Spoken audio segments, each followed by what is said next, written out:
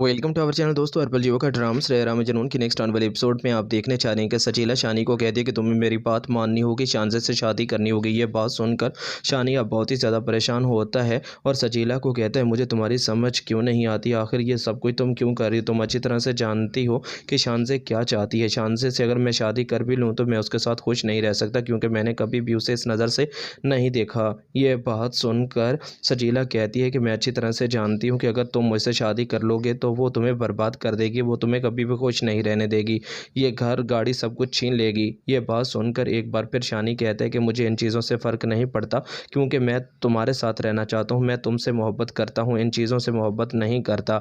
ये बात सुनकर सचीला कहती है कि मोहब्बत से सारी ज़िंदगी कैसे गुजार सकते हो। तुम अच्छी तरह से जानते हो इंसान को अपनी ज़िंदगी की आसाइशों को पूरा करने के लिए पैसों की ज़रूरत होती है। तो मेरी बात नहीं मानोगे तो बहुत पछताओगे। ये बात सुनकर अब शानी बहुत ही ज़्यादा परेशान हो जाता है।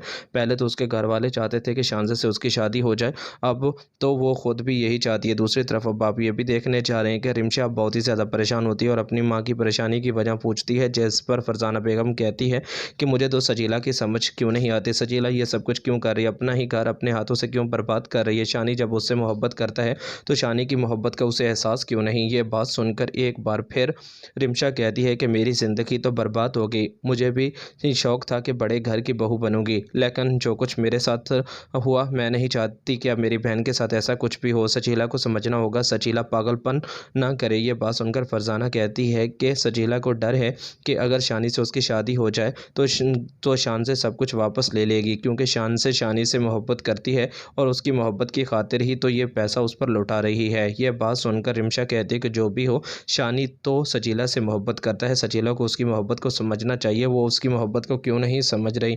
ये बात सुनकर एक बार फिर फरजाना कहती है कि मैं तो हर मुमकिन कोशिश करके देख चुकी हूँ, लेकिन वो मेरी कोई बात सुनना ही नहीं चाहती। ये बात सुनकर अब रिमशा भी अपनी बहन के लिए बहुत ही ज़्यादा परेशान हो जाती है। उसने कभी सोचा भी नहीं था कि ऐसे हाल